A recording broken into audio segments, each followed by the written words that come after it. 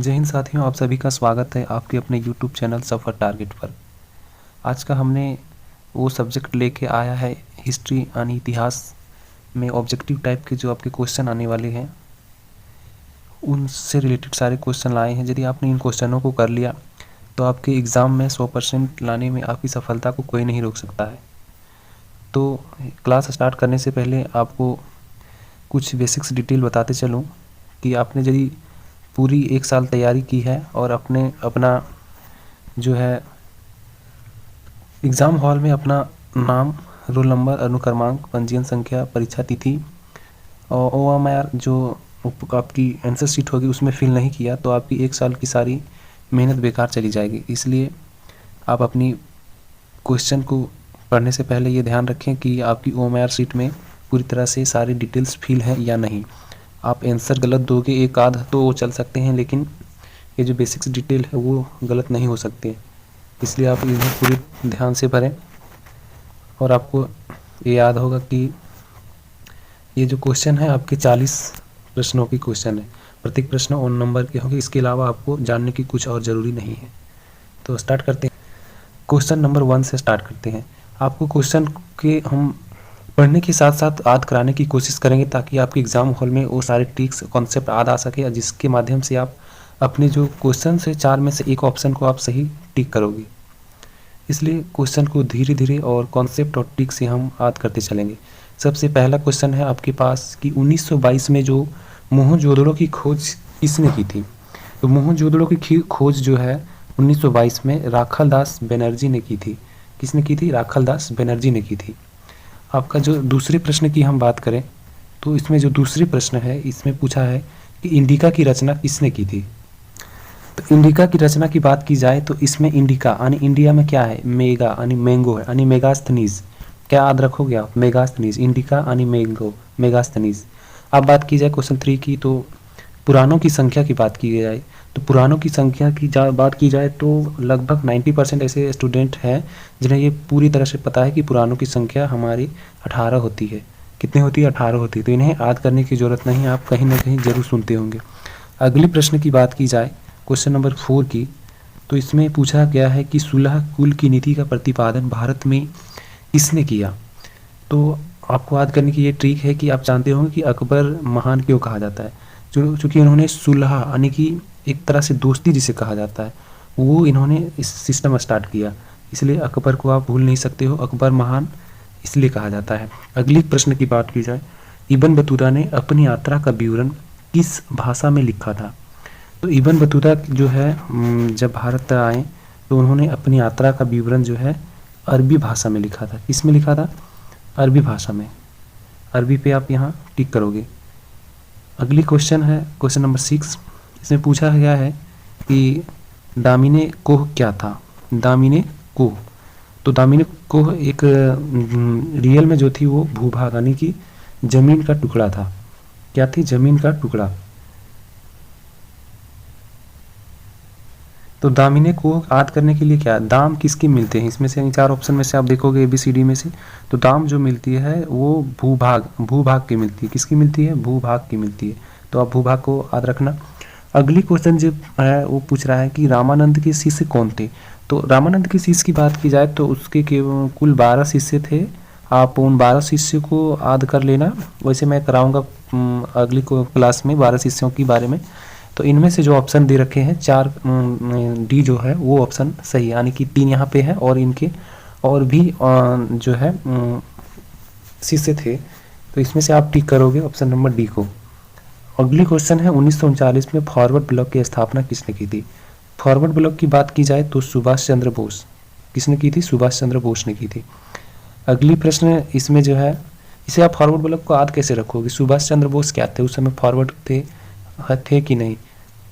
तो इस प्रकार से आप क्वेश्चन को आ सकते हैं। अगली क्वेश्चन है क्वेश्चन नंबर 9 है, जालियांवाला बाग हत्याकांड कब हुए थे। तो जालियांवाला बाग हत्याकांड हर जगह हर समय आप सुनते रहते हो, इसलिए ये प्रश्न भी आपको याद होनी चाहिए कि जालियांवाला बाग हत्याकांड 13 अप्रैल 1919 को हुई थी। कब हुई थी? 1919 को हुई थी। 10 नंबर क्वेश्चन को हम देखते हैं, संताल विद्रोह यानी झारखंड के बारे में पूछ रहा है। झारखंड का ये संताल विद्रोह था। इसका नेता आप ऑप्शन में आप देखोगे तो सिद्धू कानू संथाल संथाल में भी था है और सिद्धू में भी एक था छुपे हुए। तो आप इस प्रकार से मैच करके मार सकते हो और इनका ये बिल्कुल राइट आंसर है। बुद्ध का बचपन के नाम क्या था? बुद्ध, द, धा। और एक यहाँ ऑप्शन में देखोगे सिद्धार्थ में भी द और धा है, यानी बुद्ध का बचपन के नाम क्या था? सिद्धार्थ। ये क्या है? बिल्कुल सही उत्तर है। अगली क्वेश्चन की बात की जाए, बंगाल का विभाजन कब हुआ? तो बंगाल विभाजन कब हुआ? 1905 में। तो 1905 ये सभी लोग लगभग याद रखते हैं। मुस्लिम लीग की स्थापना जो है मुस्लिम लीग द्वारा मुक्ति दिवस की बात की जाए तो मुस्लिम लीग जो है 22 दिसंबर 1939 को, कब? 22 दिसंबर 1939 को मुस्लिम लीग अपने मुक्ति दिवस मनाते हैं। किसका जन्म स्थान तलवंडी था? तलवंडी की बात की जाए तो इसमें जो नानक थे, गुरु नानक, उनका जन्म तलवंडी में हुआ था। किनका जन्म? गुरु नानक का जन्म तलवंडी में हुआ था। अगली 15 नंबर की बात की जाए तो विजयनगर की यात्रा निम्न में से किसने की थी? तो विजयनगर की यात्रा की बात की जाए तो विजय आपका तभी होगा जब आप निकलोगे। निकोली है ना, विजय आप तभी होगा जब निकलोगे। तो निकोली कोटी ने किया था। असहयोग आंदोलन की शुरुआत की बात की जाए तो महात्मा गांधी इस आंदोलन को लगभग स्टूडेंट जानते होंगे, लगभग स्टूडेंट आप भी जानते होंगे। असहयोग आंदोलन महात्मा गांधी। अगली क्वेश्चन की बात की जाए, भारत का महाभारत युद्ध हुआ था वो कितने दिनों तक चला था? तो आपने याद रखा कि पुराणों की संख्या 18 होती, तो यहाँ भी 18 दिन सही रहेगा। कितने? 18 दिन। महाभारत का युद्ध 18 दिन। किस मुगल शासक ने हिंदुओं के ऊपर से जाजिया कर को हटा दिया था? तो ये अकबर महान इसलिए कहा जाता है। अकबर आ गया ऑप्शन में, बिल्कुल सही उत्तर बैठोगे। जहाँ पे कुछ अच्छे कार्य हो वो अकबर को आप बिल्कुल टिक करोगे। अगली प्रश्न की बात की जाए, 19 की बीजक में किसका उपदेश संग्रहित है? बीजक यानी कबीर जी का। किसका उपदेश है?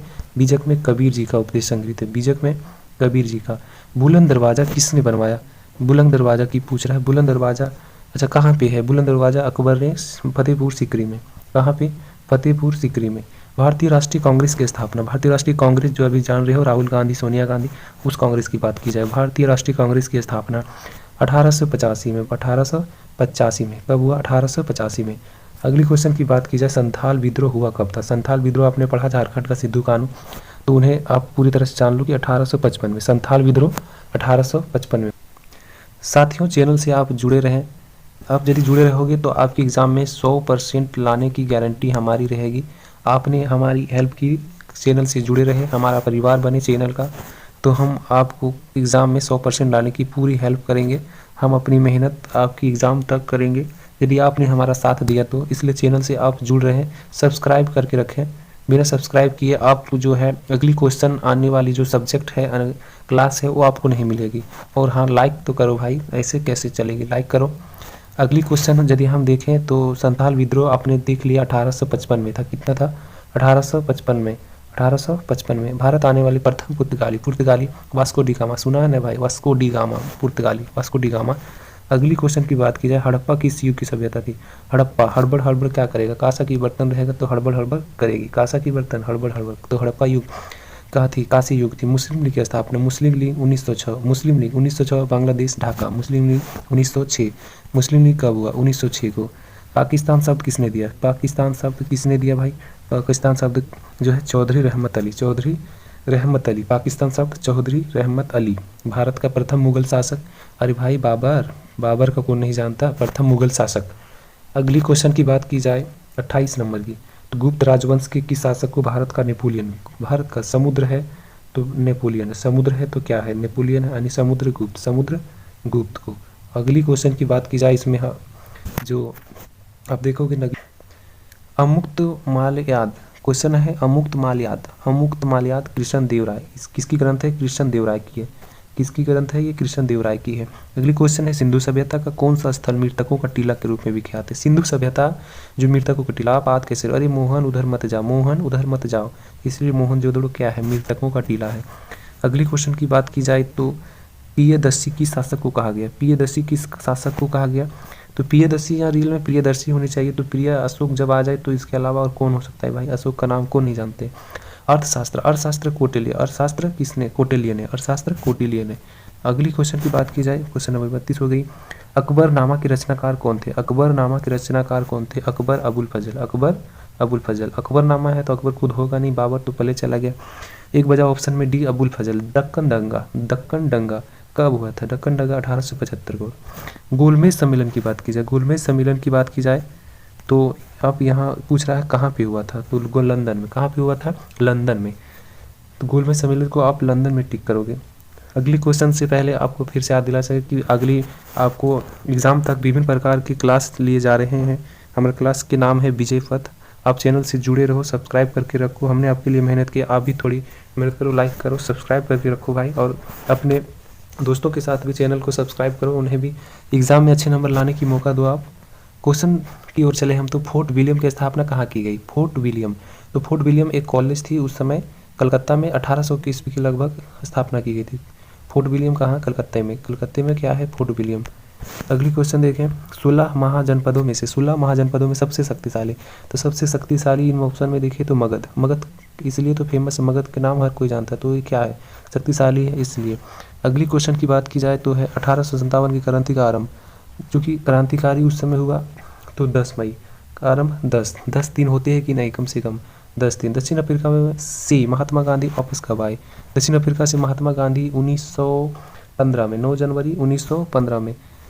9 जनवरी 1915 में क्या है? इसलिए भारत में 9 जनवरी को क्या मनाया जाता है? भारतीय प्रवासी दिवस। भारतीय प्रवासी दिवस। क्वेश्चन नंबर 40, दिल्ली चलो का नारा किसने दिया? दिल्ली चलो का नारा किसने दिया? तो आप देखोगे ऑप्शन सुभाष चंद्र बोस। सुभाष चंद्र बोस 1900 का, आप ये आप कमेंट बॉक्स में बताओगे कि कब इसने दिया दिल्ली चलो का नारा। तो इतना आज के लिए इतना ही मेरे प्यारे साथियों। आप क्लास को लाइक करो, सब्सक्राइब करके जुड़े रहो, ताकि आपकी एग्ज़ाम में आने वाली हर प्रकार के प्रश्न हम आपके लिए करा सकें। आप जब हमारे चैनल से जुड़े रहोगे तब एग्ज़ाम तक, जब तक एग्ज़ाम खत्म नहीं हो जाती तब तक हम आपके लिए क्लास लाते रहेंगे। डेली एक ना एक क्लास आपके लिए, हर सब्जेक्ट की क्लास आएगी, इसलिए क्लास से जुड़े रहो। आज के लिए इतना ही, धन्यवाद।